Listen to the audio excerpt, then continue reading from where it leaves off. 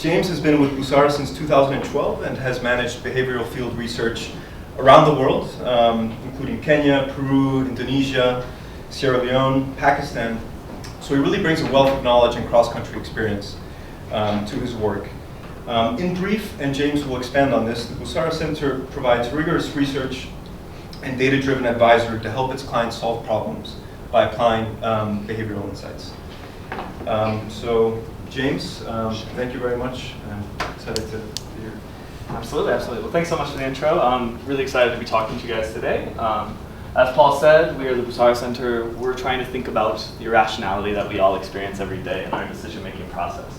So today I'm going to be talking a little bit, as a brief intro of behavioral insights, getting everyone thinking about how these might apply to your day-to-day lives, to your products, your programs, your policies, and your consumers. And then I'm going to go through a couple examples of work that we've done recently, starting from a very theoretical level.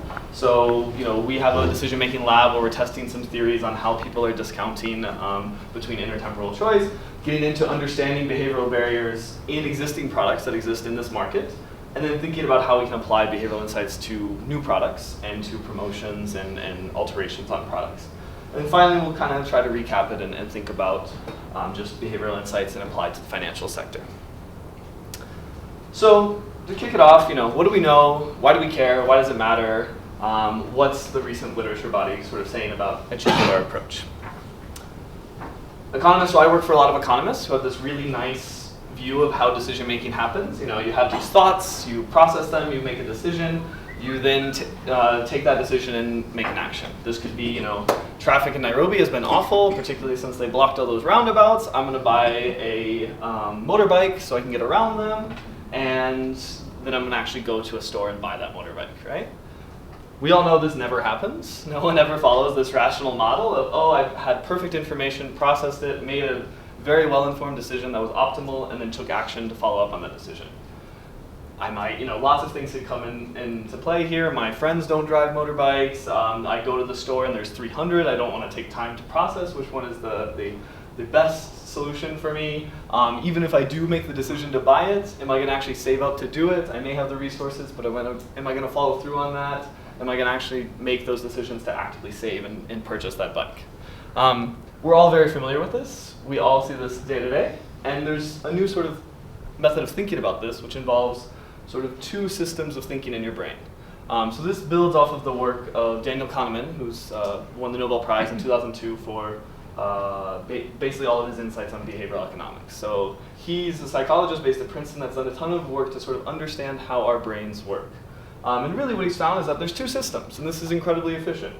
There's system one, which is unconscious, automatic, reactive. You don't even think about it. It's what tells you to walk, it's what tells you to eat, it's what tells you to sort of quickly operate processes. And there's system two, which is conscious, deliberate, effortful. This is what kicks in when you're doing something very challenging and rigorous. This is incredibly efficient. We don't want to be thinking about taking every step as we walk out of this room. That would exert a ton of effort. Human beings wouldn't be who we are. But the problem is that system one often overrides system two. System one often jumps in where system two is needed. And this is what results in these things called behavioral biases. Systematic cognitive biases that impede our ability to sort of process information in the right way. I'm going to give a couple examples of where you can see these two systems come into play in your own thinking.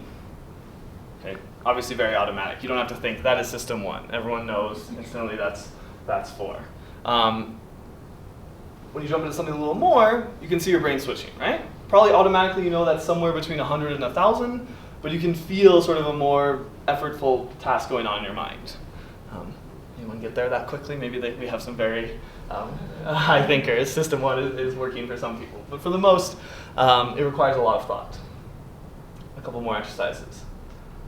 Okay, so I want everyone to read through this list on the right and state the word for each item. So blue, green, purple, orange. Just do this in your head quickly. Automatic, right? Super easy. Everyone could have done that in like 5 seconds. Blue, green, purple, orange, blue, orange, green, red, that kind of stuff.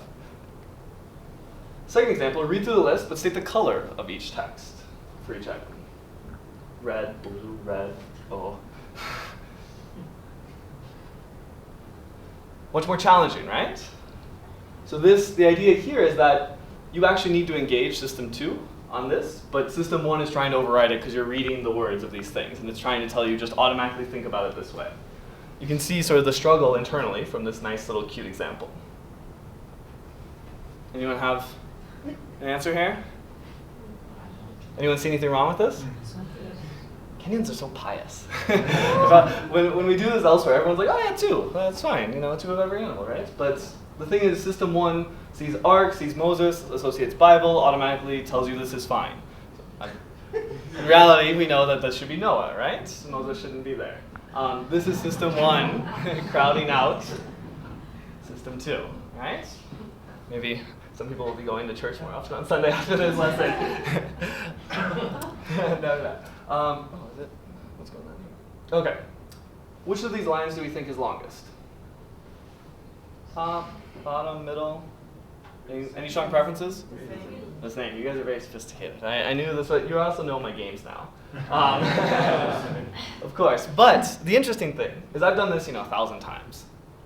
The middle one still looks longer to me, no matter what I do. I know, I'm aware that they're the exact same length. I see this all the time. But no matter what I do, I'm looking at the middle one. It still seems longer to me, right? And this is sort of some of the mechanics behind behavioral biases, is that even if we're aware of them,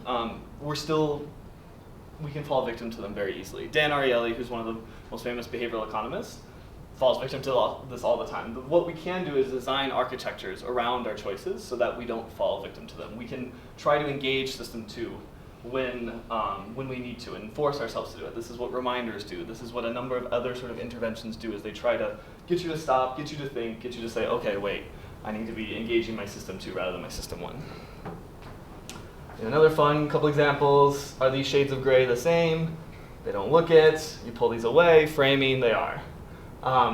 So these are all fun, cute examples, right? But now we actually want to think about what does this apply to decision making, to finance, to actual things that matter apart from us deciding which color is the right color, right? And these are nice little visual cues. But we see it manifest itself in a couple other situations. So a baseball and a bat cost 1,100 shillings, and the bat costs 1,000 shillings more than the ball. How much does that ball cost? Everyone's reaction is probably 100 shillings. If you actually think about it, it's got to be 1,000 shillings more, right? And they total 1,100. This is where it gets to be very, very important for financial decision making and processes here. Is that our reaction 1,100, 100 shillings more, automatically processed to, oh, the ball should be 100 shillings, it's 1,000, that's great. In reality, that would only be 900 shillings difference, right? So this is where things can get very complicated and can actually lead us to making big mistakes with our money. So there's a whole body of research that has sort of identified these core biases that we find are pretty systematic across humans. Some of them are very intuitive, social norms. Everyone's aware that your peers influence you. How much your peers are purchasing things or what kind of activities they're engaging in obviously has a big impact on where you are. Present bias, we all know that one as well. Our New Year's resolutions that tend not to make it past January is a very good example there. But there's some that are a little more nuanced, a little more complicated. So this idea of loss aversion is actually the theory that the disutility from a loss is actually much higher than the utility from an equivalent gain. So me getting punished and losing $50, like the magnitude of that pain that I feel is maybe equivalent to the joy, the negative joy that I would feel from a $100 gain. And these are things that are very powerful and can be used and leveraged to sort of guide our products and guide our programs. So I'm going to give a couple examples of where we've seen this in a number of different sectors, and then we'll dig a little deeper into the financial space. So salience is the idea that we understand information, but if it's not available right when we need it, or it's not clear and visible in our mind, if we haven't switched our thinking around something from system 1 to system 2, we're not actually going to follow through on that. We're not going to process it. So in the US, we have a big, I'm from the States, so in the US, we have a big problem with voter turnout. We are not as active in our democracy as we probably should be. So people always call you the day of election. They say, hey, go out and vote, make sure that you're getting to the polls, all this kind of stuff. So they did an experiment during the 2008 election when Obama was first elected. They did the standard sort of call, I'm calling to remind you, make sure you go vote tomorrow, all this kind of stuff.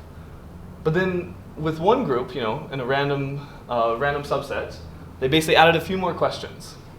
So they asked them, what time will you vote? Where are you coming from? How are you going to get there? So just adding these initial questions and sort of forcing a response made people think, okay, yeah, I'll do it after work at 4 p.m. I'll be coming from my office and I'll go to the polling station around the corner from my house. Somehow that has now engaged a more deliberative sort of thought process, and it's sticking in my mind a little bit stronger. And they saw that just adding these questions increased voter turnout by 9% amongst that population. So this doesn't cost anything, this doesn't change anything, it just made it more salient in your mind. And big impact for very low cost. Mental accounting is this idea that your brain functions, resources are not fungible. In standard economic theory, we should think that we get money, we can allocate it however we want, however we think is best suited. But in reality, we actually have silos. We have accounts in our minds that we allocate resources, and it's really hard for us to actually shift them between accounts. So they did this fun little game where they said, okay, you're going to the movies, you buy a ticket, it's $10, but you show up to the movies and you've lost your ticket. Do you buy another ticket? Do I spend another $10 to actually purchase another ticket? So this was one group was randomly assigned to this. They had a ticket, they'd spent $10. Do they spend another $10 to buy that ticket? The other group hadn't bought a ticket yet. They show up at the movies, they've lost $10. Do they buy a ticket to go to the movies, right? So these, you can see they're identical. This ticket's worth $10, you lost it. The other ones, you lost $10. But the difference is this $10 came from your entertainment account. This was your leisure account. You'd spent money in that account. Now you want to know, do I want to pull resources from another account to add more resources to my leisure account? Whereas the $10 was general. It was sort of in your fungible resources that you hadn't allocated. And what you find is that people respond accordingly. Only 46% buy another ticket after losing the ticket, because that means they had to shift resources from one account to the other. And 88% bought it after losing the money. This is identical in terms of resources. It's identical in terms of the actual monetary value of what they're doing. But how you frame it and how people think about it and how it's accounted for does make a big difference in how people think about how they're spending it. Framing, so this goes back to the colors, the gray scale things. This was an experiment done with an insurance company in the US. It was a car insurance company. So typically we think about how you give your premiums for the next year is based on one factor is the number of miles you report on your claim. They do random audits, but basically they're asking you to be honest and transparent about how many miles you drove the previous year. Then they can sort of assess, how risky are you, how much are you driving your car, so we can actually give you an adequate rating score. Typically, you go through this form, and at the bottom you have to sign and say, yeah, I swear, this is true. But by the time you're down there, you don't care, you're kind of tired. If you made a mistake, or maybe you weren't entirely honest, you're probably not going to go back and change it. So they tried a simple experiment. Let's move that to the top. It's very, very simple. Change the signature, put it at the top of the form, prime people in the social contract, prime them that there are consequences, get them thinking about it, and frame sort of the social contract they have with people as they're filling it out. This resulted in a 10% increase in reported mileage. So very, very simple. This doesn't cost anything. This allowed this insurance company to much more accurately predict their premiums, and it benefited all the consumers in general. So very, very small things, very big impacts. Social norms. So this was done by a company, I believe also in the US, Power. They were trying to get people to reduce their energy consumption. I think this was done in California. They have minimal power consumption. They're importing a lot of it. They have lots of challenges there. So normally they send you out your power consumption bill, tell you what you spent the last month. But this, they tried, let's send some people the average in their neighborhood. What are other people spending? What are other people doing? And so for this one, they said, your energy consumption was 885, I don't know, kilowatt hours. I made these up, so I apologize if this is completely nonsensical. But the idea is there. The average for an energy efficient user is something this, great job, give you some nice little smiley face, something like that. For people who were over consuming, this was sort of an incentive to say, hey, your neighbors are doing a little bit better, you could be sort of buying these energy efficient bulbs, saving some money. This isn't what most people are doing. So learning about your peers' energy consumption led to a 4% reduction in energy consumption. Again, that seems small, 4%. $75 million in energy consumption. That's pretty big. So these, just for changing the wording, just for adding a little more detail in these letters.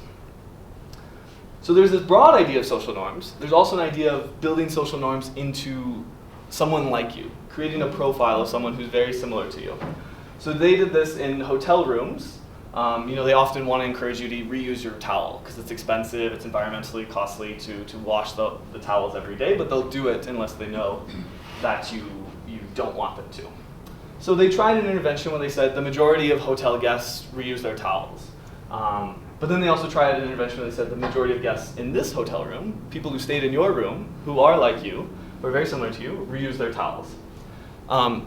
Going the entire hotel room increased usage by about 5%, but even further than that, in this hotel room added another 5% in reusage. So again, not huge impacts, but very small changes that don't really cost much. And the last one I'm going to go over is loss aversion. So this idea that losses loom larger than gains. So this was done in the Chicago public school system. So they have, there's a lot of challenges going on in the Chicago public school system, but one thing is getting math performance at a higher level. So they're doing a lot of testing with U Chicago about how to figure out how to incentivize teachers and how to get them going. So one thought is, okay, do a standard incentive. This is done in the gain frame. So teachers you teach, we'll do an assessment for your students, we'll calculate a bonus based on that, and we'll pay you at the end. Incentives work. This is economists, it all makes sense. Incentives are great. We think they're very valuable. But what if we reframe the incentive? Done it in the loss frame. So we say we're going to pay you half of the maximum bonus you could achieve at the beginning. That's your money. It's in your account. You own it. And there's a lot of research that shows that when you have something, you value it a lot more. Then you teach. Then we test, and then we calculate your bonus. If you don't perform, we're taking that money back. It's not yours. That was a bonus. You didn't perform. We're taking it back. If you perform better, like over the half threshold that's there, we'll add on to it. We'll give you an additional amount. So it's the exact same sort of structure. The bonus was calculated the exact same way. It's just the timing. It's just when you're giving it to people and how they value it because they already have it. No change in group 1, 10% increase in math scores in group 2. Exact same cost, different timing. So big impacts with small little tweaks in reframing. So that gives you a general idea of behavioral insights and what we're thinking about. What Busara focuses on is that a lot of this research, as you saw, a lot of things I was citing were done in the US with big power companies, public school systems in the US. And we really want to challenge us to be thinking about, okay, how does this apply outside of the standard Western sort of subject sort of lab settings. This is sort of one of our big goals, our silly tagline, be more than weird. Okay, we like being weird, but it's also, there's this idea that most social science is done with weird subjects, Western, educated, industrialized, that kind of stuff. It's a nice acronym, but it is about 98% of most social science is done in that space, and we want to be thinking about other subjects and how they react and how culture and context change people's interpretation of information. Fortunately, there's been a big push in this way. The World Development Report last year was all focused on behavioral economics. So they're really thinking about it in different cultures and different contexts and how that affects how people respond to things. But I'm going to talk about a few things we've done here in Kenya. One, starting at a very sort of theoretical level, identifying sort of new models of decision making and how we should be incorporating those in our standard understanding of intertemporal choice. I'm going to go into a little bit, as I said, observing biases in the market, what already exists, and then thinking about designing informed products. So, one experiment we did in a lab, so we have this decision-making lab setting where we bring in people from the university, we bring them from Mathare, Kawangware, those areas, we bring them from just all sorts of backgrounds in Nairobi. We bring them into a lab and ask them to sort of perform a number of tasks that are incentivized. There's different payoffs based on how you behave, identical to how these labs perform in university settings all over the world. So this was an idea that kind of stemmed from an experience we've all probably experienced. So I have a friend, Molly, who gave me a check for $800 a couple years ago. I was in Kenya, so I said, oh, can't cash it immediately. I'll do it when I go back to the US. Whoops, 2 years later, I find the check. Oh, great, $800, I really want that. Let's make sure I cash it. Can I cash it? Oh, wait, no, that account doesn't have money. Hold on. Oh, actually, no, it has money. Okay. Oh, the check's expired. Okay, what's your account number again? I'll wire it to you. No, the other account, I don't know what it is. This went on forever. 2 weeks, 17 emails, very taxing, very stressful on we're still friends, very stressful on our friendship, but lots of things like this very minor thing that, $800 is a lot of money. I wanted it, obviously, but it was something that I should have just done immediately. I should have taken care of, or she should have just wired me immediately. This was costly. The cost of keeping track was very high. So, standard economic thinking says that we would maximize our interest earned from resources. We would make payments the last possible moment we could because there's a lot of interest we could earn on that payments until that point. This payment in a savings account obviously is very small, but in terms of investments, in terms of your utility from using it in another setting. But we see this doesn't happen in a lot of ways. It's completely counterintuitive from our own process of making payments. I pay my credit card bills far in advance. Whenever I remember, I'm just like, oh gosh, pay it because I'm going to forget it and I'm going to get a fine. I pay my KPLC bill whenever I get a reminder about it. I pay my Zuku as soon as they send me a reminder. I'm like, oh, I don't want to think about it. So we've been trying to think about a way to sort of build this idea into the standard model of intertemporal choice, how people are weighing decisions between making payments at different times. This standard model thinks that humans never forget, and they never make decisions based on the potential they might forget. We obviously know that's not true, and we wanted to run some tests to see that. So, the tests we ran were people fail to act on tasks in the future. They're partly aware of this, and they procrastinate, so they make these payments early, thus foregoing some interest, and they're willing to pay for reminders. They're willing to incur some cost in order to sort of get reminded about these things, and they're pretty sophisticated in the way they think about this. So experiment 1, do people fail to act on tasks in the future? So we would send people a request for a large payoff in a particular point in time. We'd say exactly 1 week in the future. They can send it via SMS, they can phone call, they can just do a please call me, whatever they need to do. Different groups are asked to send the request on different days, so we kind of scattered this into immediately, today, tomorrow, 1 week, 2 weeks, 3 weeks, kind of making it further and further along the time spectrum. We want to see, okay, how many people are going to forget? What's the forgetting function? So we have 2 options. They have 2 choices, right? We did a first call to explain it to them. We sent them $1. This was done mostly with respondents from Kibera, I believe. And we sent them $1 just so they know it's not a fraud, it's not fake. We're actually going to send them money. We send them $1. Then we call them back. We say, okay, if you send us a request at this time frame, we'll give you 500 shillings in 5 weeks. So for the first group, it was just send it immediately. Just call us right back. Just sort of as a baseline of control. Or they could choose not to, and then they don't get the $6. But that seems completely irrational. So these people, obviously, like 97% of them did this. But then we start to extend the time frame. We say, okay, send it to us today at 5 p.m. Just even that in a few hours. They still have the same choice set. They can also not do it and not receive the money. Send it to us tomorrow. Send it to us in a week. Send it to us in 3 weeks. And what we see is, obviously, this diminishes. People forget. People are very forgetful. 500 shillings is not a tremendous amount of money, but it's non-trivial for a lot of our subjects in this population. And we find that this decreases pretty quickly and pretty linearly. So obviously, there's some people who forgot at the beginning, but this kind of cements our theory that yes, there is a forgetting function. People forget. There is some cost to keeping track. So now we want to know, are consumers sophisticated? Are they aware of their tendency to forget? Are they willing to procrastinate? Are they willing to incur costs to sort of do this preemptively, to sort of preempt their own ability to forget these things? So we asked them, they could either pay us 50 cents to receive a large payoff later, or they can, so we'll ask them that, and then we'll ask them to pay that either now or later.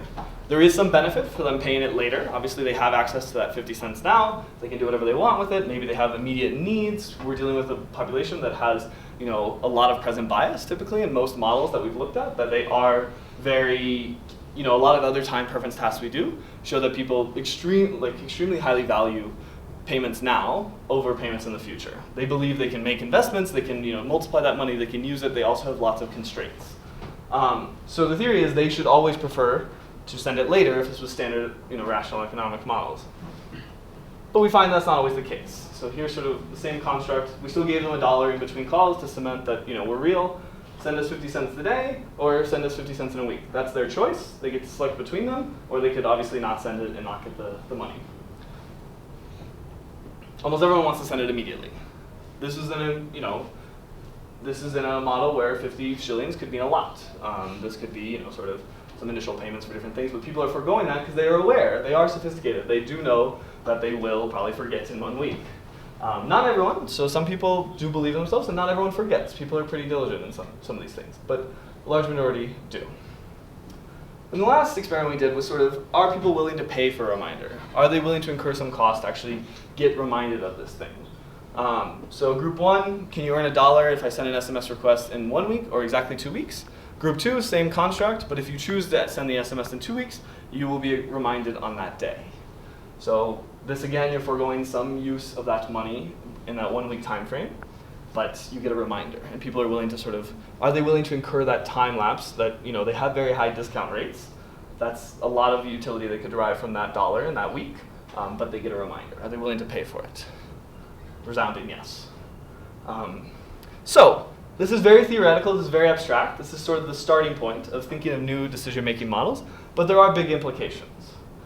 People often forget tasks in the future. Even when there's high stakes at hand, they're sometimes aware of it, they're sophisticated about this, and they're even willing to pay for these reminders. Standard decision-making models need to really incorporate for this. It's not just pure cost benefits. It's cost benefits, oh, am I going to remember to actually do this? That is weighed in, and people are pretty sophisticated about calculating that. So what does this mean for finance? Traditional incentives may not work if they don't believe that things will happen in the future. There's a pretty strong indication that if they have to keep track of it, people aren't going to want to deal with it. If there is this belief that the firm will not remind them about it, that they have to sort of be acting on it, people will discount those very heavily. And people are willing to pay for these reminders. We've seen reminders in a number of other cases are really useful in getting people to make payments and to follow through on things, but people are actually willing to expend some cost to get these reminders. And also, people aren't delinquent, aren't necessarily bad borrowers. They're just forgetful. We all know this. People are very, very forgetful in how they think about things. So, started from a very theoretical level. Now we're going to get into seeing some of these active behavioral biases, the ones I talked about earlier, salience, loss aversion, things like that, in current products, and see how that gets in there. The idea there was thinking about how do we build these models of how people are doing discounting future payments. Now let's think about how people are behaving in the current market that we see. So this was a study done with CGAP. So our colleague Rafe here was very active in this. This was a lot of fun. We were trying to understand tariff structure in mobile money payments and how this has some effects on consumer behavior. There's a lot of things we looked at in this. The main focus I'm going to be doing on is actually the salience of fees and how that affects how people optimize things. So Kenyans are very price aware and sensitive in other industries, with foodstuffs, with call-in data, lots of other industries where people are shopping around, they're making informed decisions, and they're optimizing their resources. If prices were salient to users, would they exhibit the same sensitivity in mobile money? We see people walk, from duka to duka to get like 5 shillings off their milk, off of Unga, call-in data. Lots of people use Airtel for that because it's much cheaper, but they still use Safaricom for other things. You see this sort of sensitivity and awareness in other markets. What can we see in mobile money? And the big theory here was that transparency is very apparent and very real in the mobile money market. People post their tariffs everywhere, and Peso is extremely open and transparent about where they post their fees. But the difference is that transparency is not the same as sort of transparency at point of sale. Very few people make transactions at the actual M-Pesa stands. And people aren't necessarily aware of the fees when they're actually making the transfers.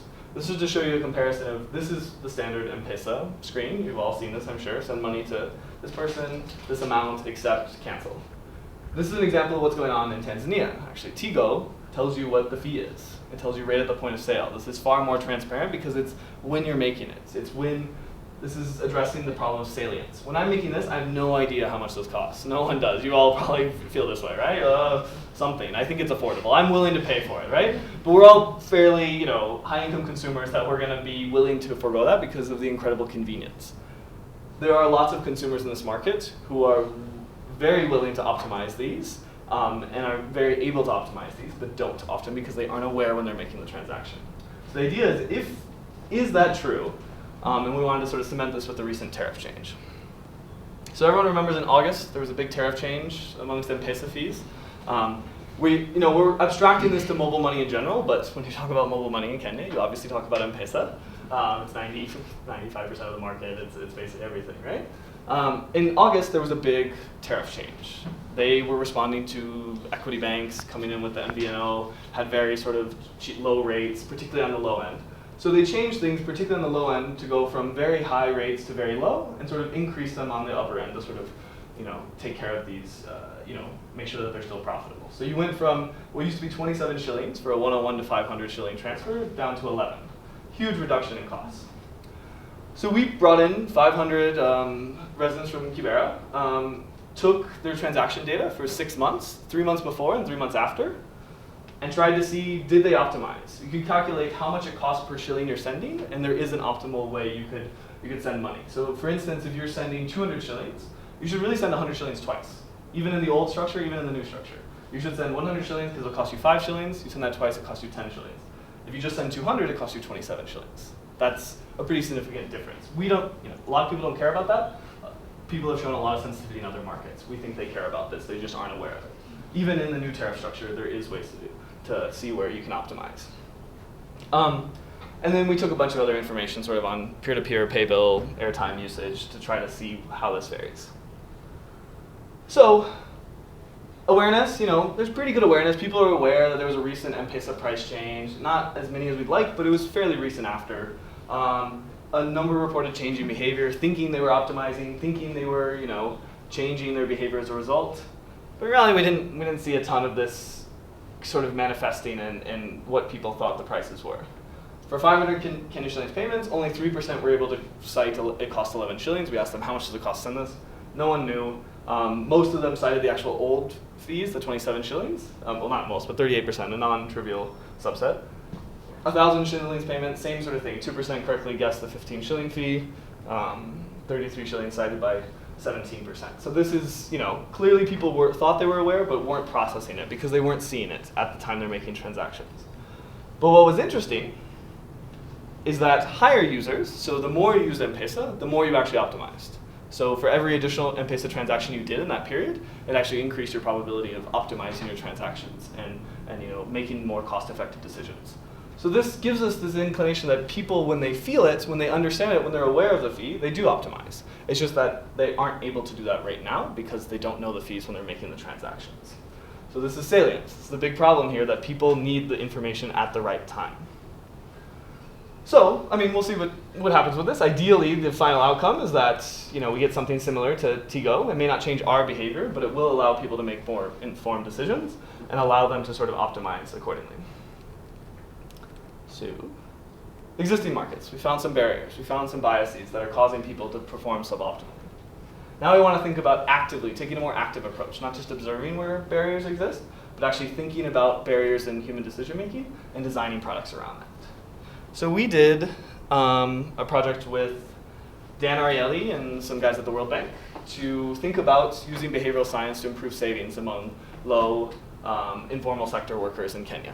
So we worked with a digital savings platform, and we thought about different either incentives or sort of framing that could improve savings levels. So the theory was that, okay, let's play with loss aversion. Let's think about this. Maybe there's a problem with salience. Mobile money, it's little figures on a phone. You don't feel the same sort of reaction to your money as maybe under your mattress or in a lockbox or something like that. Maybe people just aren't thinking about it at the right time. And is it clear that there's sort of a long-term value proposition? So we tried a number of interventions here. We gave people some gold coins. These were silly little things made in China for 20 shillings.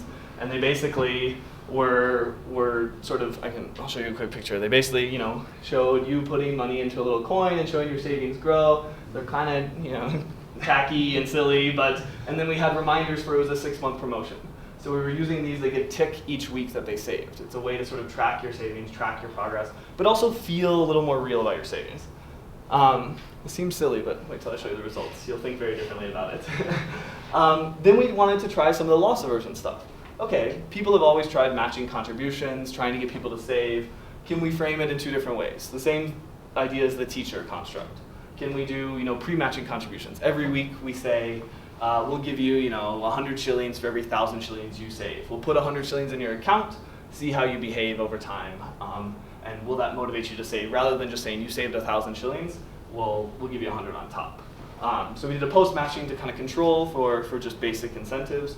And then we did some text messages framed from their children. So this was the idea that seeing the long-term value proposition, seeing what your savings is for might have some value. So we asked them, give us the name of a child or a relative that you want to be saving for, and then we would send them text messages that would say, hi mommy, save for our future from Deborah or something like that. They were aware of this, they knew it wasn't from their child, but it was something to remind them of their long-term goal. So really small, easy things, and had pretty big effects. So this was the no offer group. So this was average savings per month, around 300 shillings, pretty low. Simple reminders, so just sending text messages like, hey, make sure you're saving every week. We send this at the beginning of the week. send it to them, it increased savings to about 700 shillings a month. Again, you know, that's pretty large in terms of ratios. It's not a huge amount in terms of like the total amount of savings, but the cost of that was very low. The really interesting thing was the coins. So this golden coin increased savings to about 1,700 shillings a month, which is quintupling their savings over that small period. So these silly little coins that, you know, we would think, oh, what's going to happen? People attached a really strong value to this. And we've seen this in a couple other markets and what's going on, that there's actually a lot of valuation, a lot of increasing salience of your savings, serving as a useful reminder, and had a really large impact on how people were actually using this product. There's a similar study that was done in Zambia to try to get salon owners to sell female condoms. So they were trying to promote safe sex and healthy practices, and they gave them a couple different interventions, one being, I believe, just a 10% incentive, one being a 100% match, and then one was like a little chart with stars, just something to sort of track your progress. And the chart with stars was, by and large, the most effective intervention, even more than 100% profit match, which seems very irrational and very counterintuitive. But there are things that sort of have a lot of effect and are very easy and cheap to implement. So more effective than the 20% matching contribution, that's a very strong economic argument for doing things like this. The reason being salience, more effective reminder. Loss aversion didn't work. That was something that was a bit of disappointing. We saw no difference between the pre-matching and the post-matching. A slight difference, but very, very minor, and probably subject to just the standard error within measurement. The feeling there is that it's hard to induce the endowment effect, the idea that I own this money when you're giving it to someone's mobile money account. It's not the same as the teachers who had $1,000 in their bank account and could go spend it, right? And could go use it and felt attached to it. This was at the beginning of the week. We said, oh, you have 100 shillings in your account, which they did. We actually deposited, and we would remove if they didn't. But are they going to use it? It's a long-term savings account. Do they actually attach any value to it? Potentially not. There's also, they could have just been overwhelmed with messages and not actually stop. They use them as a reminder, but the same idea that I don't actually read my Zuku reminder. I just see Zuku and I say, oh yeah, I got to pay my bill, right? I don't actually read the content of the message. So that was sort of where we're at in recent research and recent work we've done in this market, and getting from a very theoretical to a very applied level. I want us to take a quick moment to wrap up and sort of think about behavioral economics in financial inclusion and in the finance market. There's lots of problems you guys are probably faced with and thinking about in every day. Improving loan repayments, incentivizing fine repayment, boosting savings rates. I'm sure you guys have gone through a number of economic factors. You've probably even gone through a number of behavioral factors. But we really want to emphasize we need to be thinking about these very actively because they're very easy, they're very cheap, and they have really strong impacts. We've seen these in a number of contexts, a number of settings, increasing savings rates, expanding access to credit, giving us better indications of credit worthiness, lots of ways to use these. But we also want to be very careful with how we use them. Every context brings different challenges. We have some understanding, but in reality, these things very much vary in how people interpret information and think about them. So loss aversion worked in Chicago with the teachers. It didn't work with savings in Kenya.